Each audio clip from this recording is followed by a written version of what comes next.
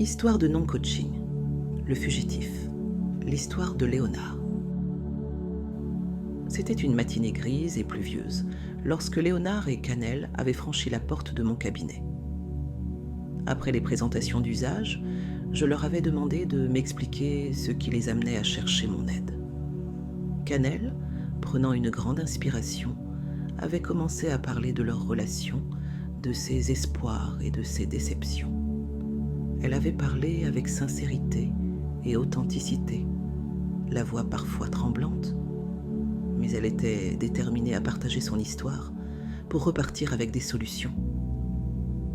Les phrases de Léonard étaient, elles, évasives, sans profondeur. Il évitait les questions directes, déviait les discussions difficiles et minimisait constamment les sentiments de Cannelle. Il expliquait sans cesse son absence de responsabilité dans les souffrances dont parlait Cannelle. Après 2 séances, tout en les remerciant pour leur confiance, je leur exprimais mon regret de ne pas donner suite à leur demande d'accompagnement. Reconnaître les limites de ce que le coaching peut accomplir est tout aussi important que d'accepter un nouveau client. Léonard n'était pas prêt pour ce voyage, et il était essentiel de le reconnaître dès le début. Le changement ne peut être imposé, il doit être désiré et poursuivi avec sincérité et détermination. Cannelle était en quête de vérité et de réconciliation, et Léonard refusait d'affronter les réalités inconfortables de ses choix. Léonard avait toujours été un homme d'action. Sa carrière l'avait emmené aux 4 coins du monde, lui offrant une opportunité rare de fuir ses responsabilités familiales. Marié très jeune, Léonard n'avait jamais trouvé la stabilité dans son foyer. Au contraire, il avait choisi d'effectuer des déplacements professionnels très fréquents et dans des destinations lointaines et de longue durée. Un moyen de s'échapper, d'éviter les confrontations et les contraintes de sa vie de couple et familiale. Chaque nouvelle destination professionnelle lui avait donné une occasion de se réinventer. Dans chaque ville, dans chaque pays où il avait travaillé, il s'était trouvé une maîtresse locale, sans jamais s'attacher réellement. Une compagne de passage qu'il quittait à la fin de sa mission. Chacun vivait chez soi et se retrouvait le week-end, où tout était permis. Ces relations éphémères étaient idéales pour lui, car dépourvues de véritable engagement. En revanche, elles regorgeaient de plaisir et de luxure, l'idéal pour ce maître de l'évasion et ce roi de la superficialité. Sa dernière mission l'avait conduit dans une destination au soleil où il avait rencontré Cannelle. Contrairement à ses précédentes aventures, cette relation avait duré 6 ans. Léonard et Cannelle avaient vécu ensemble, partageant leur quotidien. Cannelle lui prouvait au quotidien son dévouement et sa loyauté. Pourtant, Léonard n'avait jamais véritablement envisagé un avenir commun. À la fin de sa mission, il l'avait quittée, comme il avait quitté toutes les autres, sans un regard en arrière. Éviter les responsabilités et fuir les confrontations. Léonard, en choisissant de travailler au loin et de quitter constamment sa famille, évitait de faire face à ses obligations maritales et familiales. Il avait montré une peur profonde de l'engagement et des responsabilités. Il avait utilisé ses voyages professionnels pour échapper à la réalité peu satisfaisante de son foyer. Chaque nouvelle mission à l'étranger était devenue pour lui une échappatoire bienvenue, un moyen de s'évader de la pression familiale qu'il ne pouvait supporter. Il avait trouvé des excuses pour toujours repartir vers une nouvelle destination après chaque mission, invoquant des opportunités professionnelles et financières qu'il ne pouvait refuser en tant que bon chef de famille. Cette fuite constante l'avait soulagé temporairement de l'angoisse de devoir affronter ses propres manquements en tant que mari et père. Mais elle avait laissé derrière lui une famille dévastée par ses absences répétées et son manque d'engagement. Léonard avait préféré de loin le climat de l'instabilité personnelle aux réalités pesantes de sa vie familiale. Il s'était senti plus à l'aise dans des logements précaires de pays étrangers que dans son propre foyer, où les attentes de son épouse et les besoins de ses enfants ne le passionnaient pas suffisamment. Il avait utilisé ses voyages pour échapper à cette réalité inintéressante pour lui. Il s'était jeté à corps perdu dans ses missions loin de chez lui, cherchant à se convaincre que les revenus croissants associés justifiaient ses absences. En réalité, il avait fui les confrontations directes avec sa femme, évitant les discussions sur leurs problèmes maritaux. Il avait préféré le confort illusoire de ses aventures professionnelles et de ses relations intimes, sans engagement à l'étranger, à la nécessité de régler ses conflits de couple et de construire une relation solide et honnête avec sa famille. À la maison, les sentiments d'abandon s'étaient accumulés. Sa femme, fatiguée de ses absences prolongées et de ses retours froids et improductifs, avait tenté de maintenir une façade de normalité pour leurs enfants. Mais intérieurement, elle s'était sentie seule, abandonnée, livrée à elle-même pour gérer les défis du quotidien et mal aimée en tant qu'épouse. Les enfants de Léonard avaient grandi avec un père absent, développant une certaine résilience face à ses allées et venues. Chaque départ de leur père avait creusé chez eux des blessures d'abandon et un manque de confiance et d'estime de soi.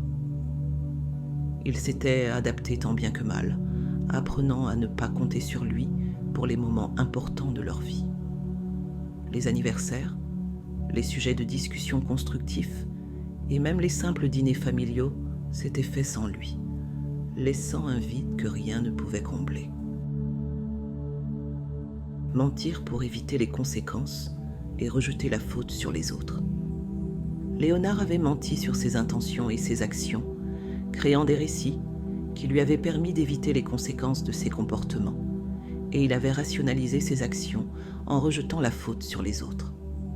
D'abord, il s'était convaincu que ses départs fréquents avaient été pour le bien de sa carrière et de sa famille. Il s'était persuadé que ses absences prolongées avaient été nécessaires pour assurer un avenir financier stable à ses proches. Chaque fois qu'il avait été confronté aux reproches de sa femme et aux yeux tristes de ses enfants, il avait toujours trouvé des excuses pour justifier son comportement. Il avait prétendu que les opportunités professionnelles hors de sa ville de résidence avaient été trop importantes pour être refusées et qu'il l'avait fait pour leur offrir une vie meilleure. Il avait raconté des missions cruciales et complexes qu'il avait menées dans ces contrées lointaines.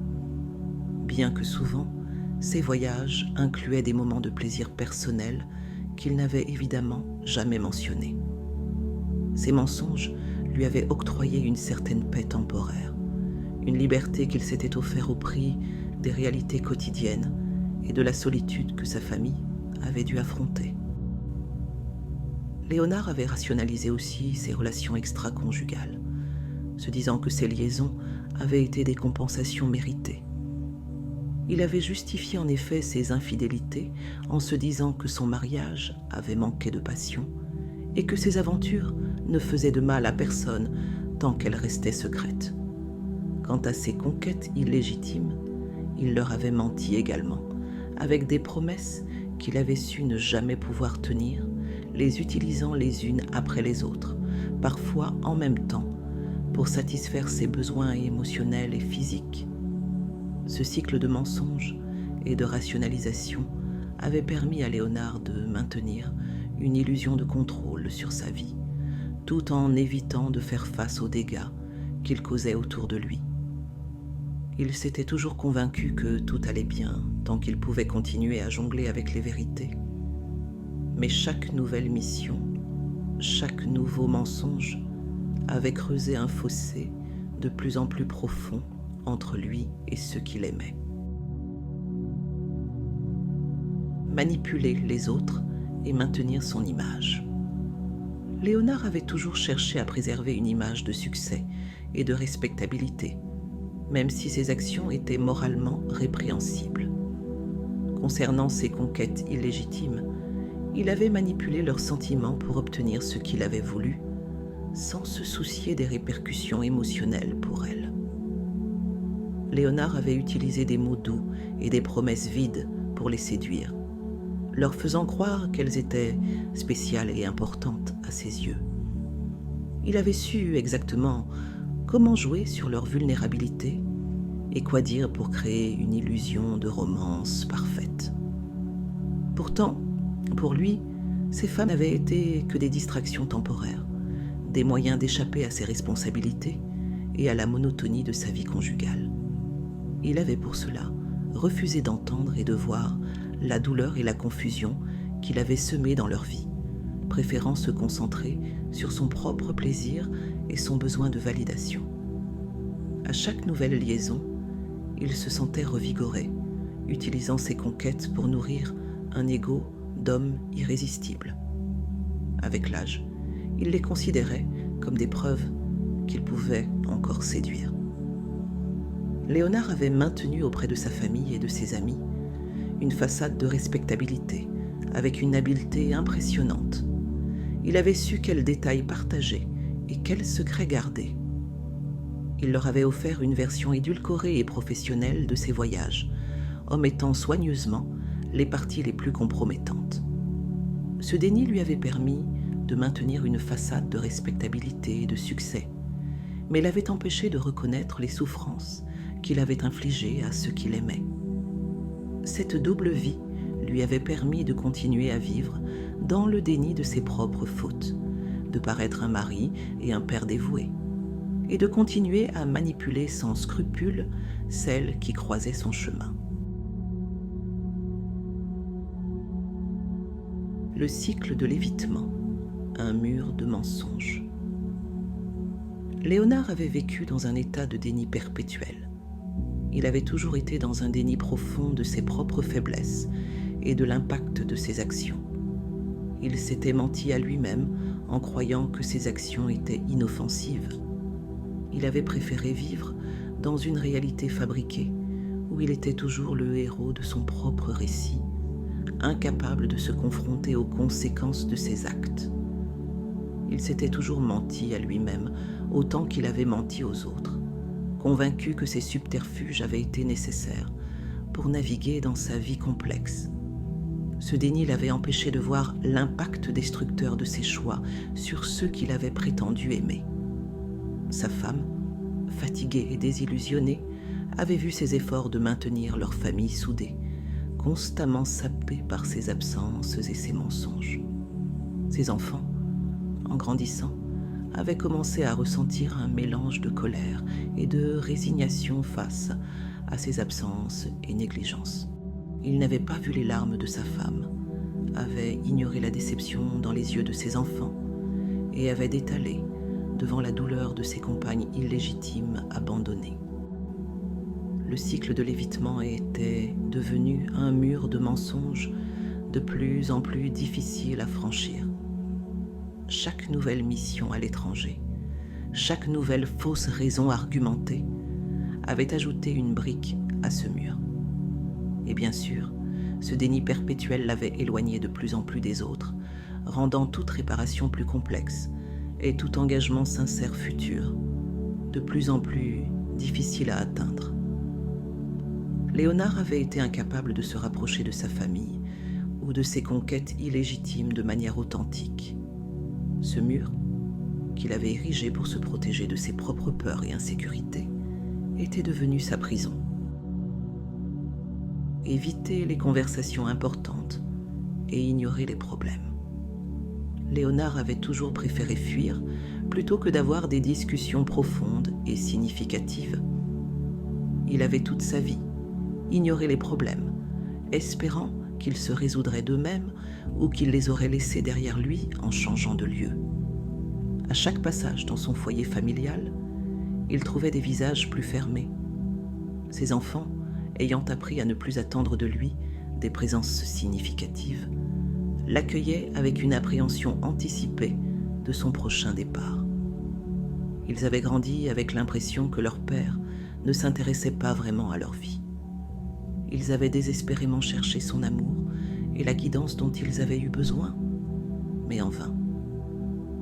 Les moments où ils auraient eu besoin de son avis, de son encouragement ou simplement de sa présence, s'étaient soldés par des absences justifiées par des explications toujours plus créatives. Les conversations avec son épouse tournaient autour de banalités, de sa vie avouable dans son pays de résidence, évitant soigneusement les sujets qui fâchaient ou qui nécessitaient une prise de position. Léonard avait ignoré les signaux d'alerte que sa famille lui envoyait. Les larmes de sa femme, les regards accablés de ses enfants, les silences lourds de sens, tout cela avait été relégué au second plan, ses préoccupations professionnelles et ses escapades étant prioritaires sur tout le reste. Il avait cru que sa méthode d'évitement lui avait permis de garder le contrôle de sa vie, refusant de voir qu'en réalité, un écran de fumée cachait une profonde insatisfaction et une tristesse grandissante chez les siens. Avec ses conquêtes illégitimes, Léonard avait adopté la même attitude. Dès qu'une relation avait demandé des explications sur son comportement, il avait systématiquement évité les sujets importants et ignoré les problèmes. Ses tentatives d'échapper à sa réalité qu'il refusait d'affronter n'avaient fait qu'aggraver les situations pour tout son entourage. Chaque fuite avait rendu les problèmes plus pressants et plus lourds de conséquences. Léonard, incapable de faire face aux conséquences de ses actions, avait piégé tout son petit monde dans sa propre stratégie de déni. Une méthode qui avait transformé sa vie en une série d'échecs relationnels, de fuites et de mensonges accumulés. Refuser de sortir de sa zone de confort et ne pas s'impliquer. Léonard préférait les chemins de moindre effort. Chaque nouvelle situation à gérer lui paraissait une montagne infranchissable pour lui. Au lieu d'agir, il laissait les choses et les gens couler, espérant que les situations se résoudraient d'elles-mêmes ou que quelqu'un d'autre prendrait les rênes. La paresse et la volonté de Léonard de rester dans sa zone de confort se manifestaient surtout dans sa vie personnelle. Au travail et dans son loisir de coureur de course à pied, il excellait, car ses activités lui plaisaient et servaient ses intérêts. Il était ambitieux et performant dans ses domaines, récoltant les fruits de son investissement personnel. Mais pour tout le reste, il était complètement opaque et non engagé. Pour les obligations domestiques, Léonard se montrait totalement indifférent. Il laissait à sa femme la responsabilité de gérer la maison et les enfants, sans jamais offrir son aide ou prendre des initiatives. Les tâches ménagères, les réparations à faire, l'entretien de la maison, tout était laissé à sa charge. Léonard considérait ses obligations comme inutiles et fatigantes, ne voyant aucun intérêt à y consacrer du temps ou de l'énergie. Avec ses conquêtes illégitimes, Léonard adoptait la même attitude. Il profitait de leur dévouement sans jamais leur rendre l'appareil. Les petites attentions, les célébrations des fêtes calendaires, les gestes d'affection, tout cela lui était superflu. Il ne faisait aucun effort pour les remercier ou les apprécier, se contentant de recevoir sans jamais donner en retour. Les femmes étaient des outils utilisables à volonté pour entretenir la maison, prendre soin de ses repas, de ses vêtements, de ses besoins, de lui. En contrepartie, elles n'obtenaient rien. C'était comme si elles étaient à sa disposition, présentes pour répondre à ses désirs, sans qu'il ait à se soucier de leurs émotions ou de leurs besoins. Il voyait ses partenaires comme des moyens de satisfaire ses besoins immédiats. Sa femme et ses conquêtes illégitimes étaient réduites à des rôles utilitaires, dépourvus de l'attention et de l'affection qu'elles méritaient. Léonard ne comprenait pas que les relations humaines nécessitaient un effort mutuel et une réciprocité émotionnelle. Il ignorait complètement les besoins des autres et priorisait constamment ses propres intérêts. Il était déconnecté de toute forme d'empathie et de responsabilité émotionnelle. Cannelle. Léonard avait rencontré Cannelle 6 ans auparavant, une semaine après son arrivée dans sa dernière destination professionnelle. Il avait entamé une relation avec elle 2 mois après, en lui cachant un secret crucial. il était marié. Dès le début, il avait menti, tissant un réseau de tromperies pour la séduire et la mettre dans son lit. Pour Cannelle, qui venait de vivre 7 ans de solitude affective et sexuelle, marquée par une profonde dépression nerveuse, cette relation semblait être une bouffée d'air frais, un espoir de sortir de son désespoir. Après avoir révélé, plusieurs mois après, son mensonge à Cannelle, il avait essayé d'adoucir le choc en lui disant qu'il avait engagé une procédure de divorce et que dans les 3 mois, il serait libre. Il avait aussi minimisé sa trahison en la rassurant sur le fait que son mariage n'était qu'une formalité sur un papier, puisqu'il n'y avait plus rien entre eux depuis 15 ans, à part des disputes et des insatisfactions mutuelles. Il n'avait juste pas trouvé le temps en 15 ans de régler ce léger détail de sa vie. Entre ses nombreux voyages et toutes les nouvelles autochtones à conquérir, le pauvre n'avait vraiment pas eu 1 minute pour gérer des choses comme un divorce, une action qui aurait pourtant évité à sa femme l'humiliation d'appels désespérés de maîtresse, furieuse d'avoir été abandonnée. Pour Cannelle, la révélation de la situation maritale de Léonard avait été dévastatrice. Cependant, la promesse du rapide divorce avait apaisé son cœur coupable. Elle croyait en Léonard et elle était convaincue qu'il tiendrait parole. Cannelle, meurtri par sa récente et longue dépression, avait vu en sa relation avec Léonard, après 7 ans de descente aux enfers, un espoir de sécurité et d'affection dont elle avait été privée pendant si longtemps. Sa vulnérabilité, sa perte de repères et son immense besoin d'amour l'avaient empêché de réagir de manière appropriée face à cette nouvelle réalité. Et puis les 3 mois étaient passés, puis 6 mois, puis 1 an, puis 6 ans, sans que le divorce ne se concrétisât jamais. Cannelle, profondément investi émotionnellement et amoureusement, s'était englué dans cette situation improbable. Chaque jour était marqué par l'attente et l'incertitude et alimentait son sentiment de faute et de désespoir. Elle avait hélas choisi de rester avec Léonard, malgré sa trahison et ses mensonges continus, et malgré la misérabilité et la honte d'être dans ce rôle méprisable. Une erreur qu'elle avait payée chaque jour pendant 6 ans de vie commune. Elle vivait dans une culpabilité constante, mais son besoin d'amour l'avait maintenue prisonnière d'une relation toxique et destructrice. Et pourtant, elle continuait à croire qu'elle deviendrait un jour, enfin, sa priorité, et qu'il s'engagerait envers elle. Elle avait hâte qu'il lui apportât ainsi la sécurité émotionnelle et sentimentale dont elle rêvait et de prendre sa place de véritable femme où elle excellerait comme compagne loyale et dévouée et une source de force pour lui. Léonard, de son côté, continuait à privilégier ses propres intérêts, ignorant les souffrances de Cannelle. Le mensonge initial et la trahison, qui étaient les fondations de leur relation, avaient créé un déséquilibre émotionnel et une dynamique de pouvoir inégale. Cannelle, en pleine dépendance affective, toujours en quête de validation et d'amour, croyait que endurer cette relation malsaine était plus supportable que de vivre sans lui.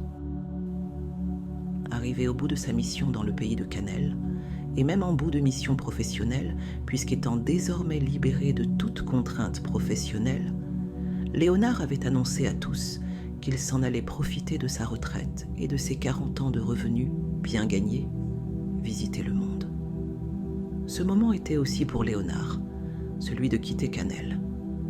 Lorsque Léonard avait annoncé à Cannelle qu'il partait et qu'il profiterait désormais de son temps libre pour parcourir le monde seul, elle avait été prise de court par la froideur de l'information.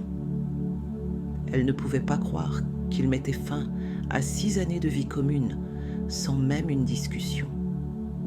En dépit de la douleur et de la confusion qui l'envahissait, Cannelle avait trouvé la force de lui demander une conversation adulte et honnête sur la situation. Elle espérait qu'au moins, Léonard montrerait un peu d'humanité et de considération pour tout ce qu'ils avaient partagé. Léonard, cependant, ne ressentait pas le besoin de se justifier ou de lui offrir cette fermeture émotionnelle. Face à sa demande désespérée, il lui avait juste chanté le refrain de la célèbre chanson de Serge Gainsbourg « Je suis venu te dire que je m'en vais ». Les mots avaient résonné cruellement dans l'air. Chaque syllabe avait intensifié la douleur de Canel. Pour Canel, cette réaction avait été un coup de poignard. Elle avait espéré, même dans cet ultime moment, que Léonard montrerait un semblant de respect et d'empathie. Mais sa réponse en chanson n'avait fait que souligner son mépris et son indifférence. Au lieu d'offrir une explication ou une consolation à Canel, il n'avait fait qu'accentuer la frivolité et le détachement avec lesquels il traitait leur séparation. C'était comme s'il minimisait l'importance de leur relation, la réduisant à un simple couplet de chanson. Léonard, en utilisant cette répartie, avait évité une véritable conversation. Il s'était caché derrière l'humour et la musique pour esquiver la confrontation directe avec les conséquences de ses actions. Ce comportement montrait son incapacité à affronter les émotions et les responsabilités qui accompagnent la fin d'une relation. Plutôt que de se montrer humain et d'assumer ses choix, il avait préféré fuir dans le sarcasme et l'insouciance. Pour Canel, cette chanson symbolisait la manière dont Léonard avait toujours traité leurs problèmes, avec dédain, sans sérieux, sans respect et sans affection. Elle avait encore attendu des réponses et de l'attention de quelqu'un qui n'était pas capable de les lui donner. Ainsi, malgré ses besoins, ses attentes, Léonard allait partir sans un mot, sans un regard en arrière, comme si les 6 années passées ensemble n'avaient jamais existé. Il avait pris ce qu'il voulait et partait. Canel se sentait utilisée et trahie. Elle avait passé ces années au service du bien-être de cet homme, à s'assurer qu'il était heureux et à l'aise. Léonard n'avait vu en Canel qu'un moyen de satisfaire ses besoins. Il avait pris tout ce qu'elle offrait sans jamais réfléchir à ce qu'il pourrait donner en retour. Désormais, il se lançait dans de nouvelles aventures, avec de nouvelles distractions. Léonard et sa retraite. À presque 63 ans, il se dirigeait vers la retraite avec la même absence de projets concrets et de réflexion qui avait caractérisé toute sa vie. Sans but précis, il répétait à qui voulait l'entendre qu'il comptait voyager à travers le monde, une fois libéré de ses obligations professionnelles. Un discours creux, sans aucune planification ni ambition réelle, digne d'un jeune homme de 20 ans rêveur et insouciant, mais profondément inadéquat pour quelqu'un de son âge. Il se berçait d'illusions, parlant de ses futurs voyages, comme s'ils allaient miraculeusement remplir le vide de son existence. Pourtant, derrière ces paroles, il n'y avait aucun plan, aucun itinéraire, aucune préparation. C'était un projet sans substance, une fuite en avant destinée à masquer son incapacité à s'engager dans quelque chose de tangible ou de significatif. Son discours, rempli d'ambition flots, trahissait un homme perdu, incapable de faire face à la vérité de son existence vide et sans direction. D'ailleurs, Léonard n'avait jamais eu de projet à long terme, rien qui l'avait motivé au-delà de l'instant présent. Tout ce qui demandait une véritable implication, une réflexion ou une planification à long terme était rejeté d'emblée. Il préférait les plaisirs éphémères, les satisfactions immédiates, et se contentait de vivre au jour le jour sans jamais se soucier des répercussions futures. Les années étaient passées, et Léonard avait avancé sans direction, comme un bateau sans gouvernail. La vérité était que Léonard était terrifié par l'idée de s'arrêter et de se confronter à lui-même. Le vide qu'il ressentait au plus profond de lui, cette absence de but et de direction, le poussait à continuer à fuir. Il craignait que, s'il s'arrêtait, il serait forcé de faire face à ses propres échecs, à ses propres peurs, et à la réalisation dévastatrice qu'il avait passé sa vie à éviter ce qui comptait vraiment. À 63 ans, Léonard se comportait avec la même légèreté et immaturité d'un jeune adulte de 20 ans, refusant d'assumer la responsabilité de planifier sa vie avec la sagesse et la réflexion qu'apporte normalement l'expérience. En fin de compte, ses projets de retraite n'étaient qu'une autre évasion, un moyen de continuer à fuir ses propres démons sans jamais les affronter. Il était incapable de répondre sérieusement sur ce qu'il ferait réellement de sa vie une fois à la retraite. Pourquoi se soucier des détails ? Pour lui, la simple idée de vagabonder sans but suffisait à donner un sens à son existence. Il ne pensait même pas à un endroit où se fixer, préférant l'illusion de liberté à la réalité d'un foyer stable. Avec cette vision enfantine de son avenir, Léonard se voilait la face. Voyager à travers le monde ? Pourquoi faire exactement ? Pour continuer à fuir les responsabilités ? Pour éviter de faire face aux échecs de sa vie passée ? Pour ne pas se rendre compte de l'absence totale de projets concrets réalisés ? À 63 ans, il n'avait toujours pas appris que vivre sans plan ni but précis n'était pas un signe de liberté, mais de déni. Le retour au bercail. Pendant près de 2 décennies, Léonard avait parcouru le monde pour le travail. La réalité, bien sûr, avait été beaucoup plus complexe. Il avait laissé son épouse porter seule le poids de la famille, sous prétexte de raisons professionnelles, tout en vivant sa propre vie à des milliers de kilomètres, accumulant les aventures éphémères. Son épouse avait dû trouver une manière de combler l'absence et de maintenir une stabilité pour leurs enfants. Elle avait enduré une solitude et une responsabilité immense, refoulant ses propres émotions pour tenir le coup pour ses enfants. Elle avait appris à vivre sans lui, à ne plus compter sur ses promesses vides et à trouver sa propre force. Il n'avait pas été là pour les anniversaires, les crises familiales, les moments de joie et de tristesse. Elle avait dû affronter seule les épreuves et les défis du quotidien sans jamais pouvoir compter sur lui. Les enfants avaient grandi sans lui, apprenant à vivre sans leur père, qui avait fait le choix de vivre sa propre vie ailleurs. Une fois retraité, Léonard nourrissait l'idée idyllique et simpliste de retourner dans son foyer après tout ce temps de vagabondage.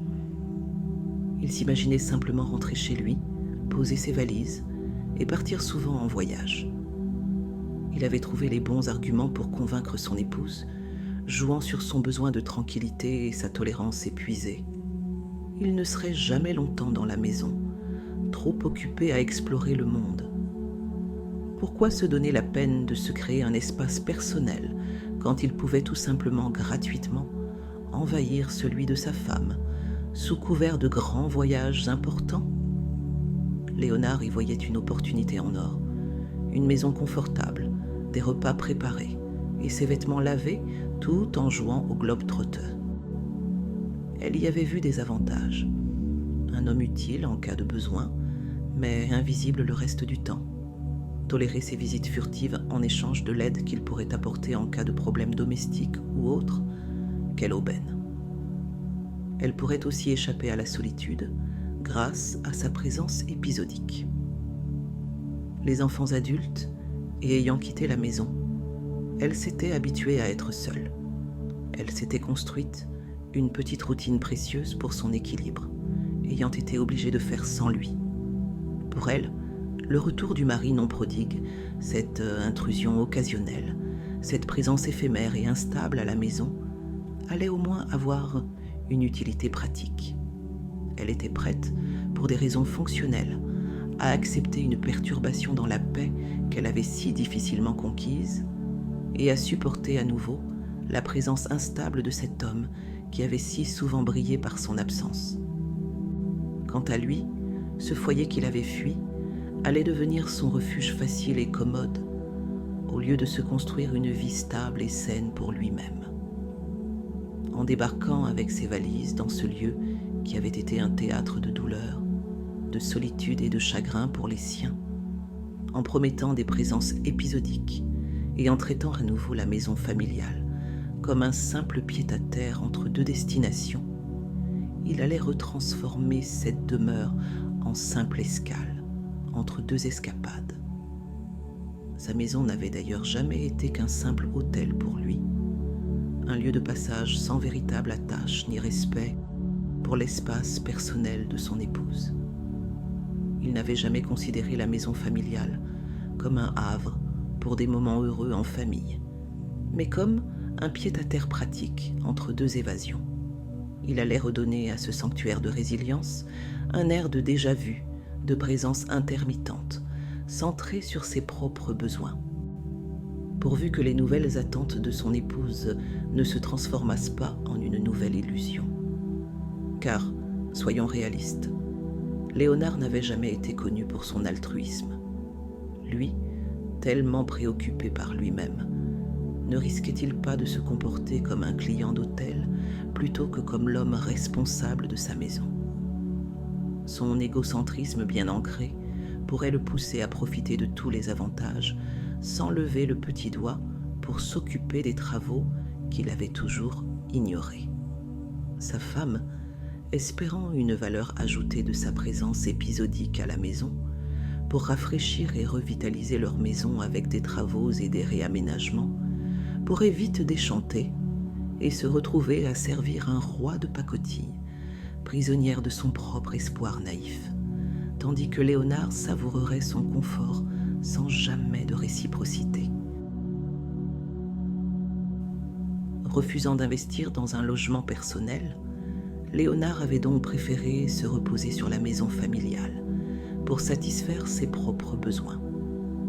Plutôt que de créer un espace de vie pour lui-même, où il aurait pu enfin assumer les responsabilités d'un homme de son âge, Léonard continuait à se comporter comme un adolescent errant. Une paresse profonde, une incapacité à se confronter aux réalités de la vie adulte, le faisaient se dérober encore une fois aux décisions importantes.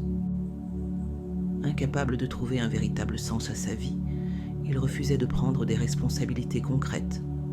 Acheter une maison, ou même simplement louer un appartement, aurait signifié prendre une décision mûrement réfléchie. Mais Léonard évitait tout ce qui ressemblait de près ou de loin à une véritable décision mature. Sa maison devenait pour lui un refuge pratique, une manière de se dérober aux responsabilités financières et émotionnelles qu'un tel investissement aurait impliquées. Léonard évitait délibérément toute situation qui nécessitait une planification ou une réflexion à long terme. Son désir de voyager sans relâche, sans objectif clair, n'était qu'une autre forme de fuite, une manière de se soustraire aux réalités inconfortables de la vie adulte. Il préférait se perdre dans des mirages de liberté plutôt que d'apprendre de ses erreurs passées. Sa paresse et son besoin de confort immédiat révélaient une personnalité profondément immature, incapable de faire les sacrifices nécessaires pour une vie adulte responsable et équilibrée. Il préférait la facilité à la responsabilité. Cette attitude révélait non seulement une paresse physique, mais aussi une paresse intellectuelle et émotionnelle. Son incapacité à faire des plans à long terme et à s'engager dans des projets significatifs était symptomatique d'une personnalité profondément déconnectée des réalités de la vie adulte. En choisissant de vivre de cette manière, Léonard se condamnait à une existence superficielle et insatisfaisante. Ses voyages incessants et ses refus d'engagement n'étaient que des diversions temporaires, des moyens d'éviter les vérités douloureuses de son existence. Il n'avait pas la maturité nécessaire pour affronter ses peurs et ses insécurités, et il préférait se perdre dans des illusions de liberté et de spontanéité. Léonard n'était pas seulement un homme qui avait échoué à croître, il était un symbole vivant de l'échec à reconnaître et à assumer ses propres responsabilités. Son comportement égoïste et immature causait du tort non seulement à lui-même, mais aussi à ceux qui l'entouraient. Léonard n'était rien de plus qu'un éternel adolescent. Plutôt que de construire quelque chose de durable et de significatif, il avait encore une fois préféré vivre dans le moment présent. Il n'était pas seulement un homme qui refusait de grandir, il était aussi une personne incapable de trouver un véritable sens à sa vie. Conclusion. Quand la superficialité devient un mode de vie. Léonard était un homme sans projet, sans but, sans plan de vie. Il errait d'une destination à l'autre, naviguant sans boussole ni carte, se laissant porter par les opportunités immédiates, sans jamais réfléchir aux conséquences. Chaque décision était prise sans planification ni réflexion, et encore moins de projection dans l'avenir. Il vivait dans l'instant, cherchant constamment à fuir plutôt qu'à construire. Un homme vide de substance, sans ancrage ni vision, incapable de se fixer des objectifs ou de maintenir des engagements. Sa vie était une suite ininterrompue de fuites et de relations superficielles, révélant une existence dépourvue de profondeur et de signification. Sans but précis, Léonard se laissait guider par ses impulsions et ses désirs immédiats. Il était incapable de s'arrêter pour envisager ce qu'il voulait vraiment de la vie. Chaque nouvelle destination, chaque nouvelle aventure n'était qu'une évasion de plus, une tentative de fuir l'inévitable confrontation avec son propre vide intérieur. Il passait d'une relation à l'autre, sans jamais se demander ce qu'il laissait derrière lui. Ses compagnes illégitimes et ses amis n'étaient que des acteurs secondaires dans le théâtre de sa vie, des personnes interchangeables qui ne faisaient que remplir temporairement les creux de son existence. Léonard, prisonnier de son propre confort, ne voyait pas les dégâts qu'il causait autour de lui. Chaque geste d'indifférence et chaque absence de considération creusait un peu plus un fossé entre lui et ses proches et rendait toute joie dans une vie de couple et de famille improbable. L'histoire de Léonard est un poignant rappel de l'importance de l'empathie et du respect dans les relations humaines, envers sa famille d'abord et envers les autres ensuite.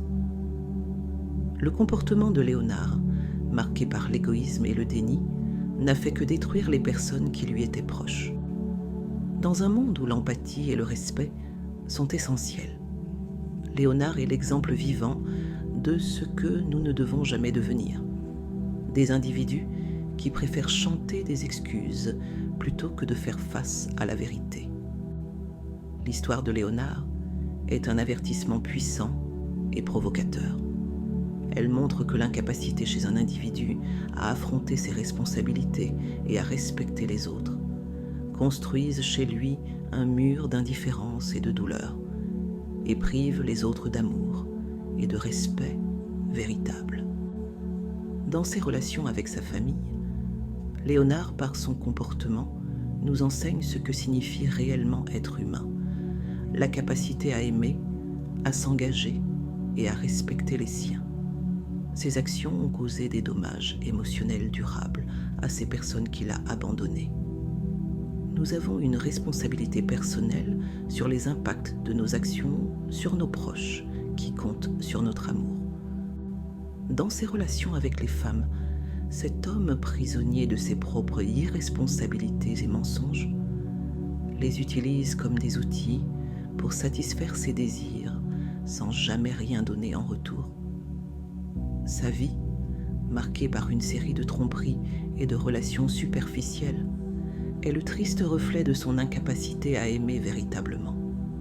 En fin de compte, Léonard n'a jamais été un homme de courage et de valeur, mais plutôt un maître de l'évitement et de l'illusion qui s'est condamné lui-même à une existence vide de sens et vide de connexion authentique. Quant à son histoire avec Cannelle, elle illustre la complexité des relations humaines où le mensonge et la trahison d'un côté et la vulnérabilité et le besoin d'amour de l'autre peuvent conduire à des choix douloureux et autodestructeurs. Cannelle, dans sa quête désespérée d'amour, s'est retrouvée piégée dans une relation où ses besoins étaient constamment négligés et sa valeur perpétuellement remise en question par son compagnon. Pour toutes les femmes qui l'ont aimé, cette expérience avec sa leçon douloureuse enseigne la valeur de soi et l'importance de choisir des relations qui sont réciproques et respectueuses. Quant à Léonard, il est un homme piégé dans une adolescence perpétuelle. Sa quête incessante de confort immédiat et sa paresse émotionnelle le maintiennent dans un état de stagnation et empêchent toute forme de croissance personnelle et de relations authentiques. Léonard incarne à la perfection un modèle de vie qui est une suite d'évasions et de fuites. Il révèle une personnalité profondément immature, incapable de faire les sacrifices nécessaires pour mener une vie adulte responsable et équilibrée. Chaque décision qu'il prend est dictée par une recherche de la facilité et par l'évitement systématique de toute forme d'engagement et de responsabilité durable. Plutôt que d'affronter la réalité et de grandir, il choisit toujours de vivre dans une illusion de liberté qui ne fait que masquer son vide intérieur, le fait se perdre dans ses propres mensonges et le rend incapable de trouver un véritable sens à sa vie.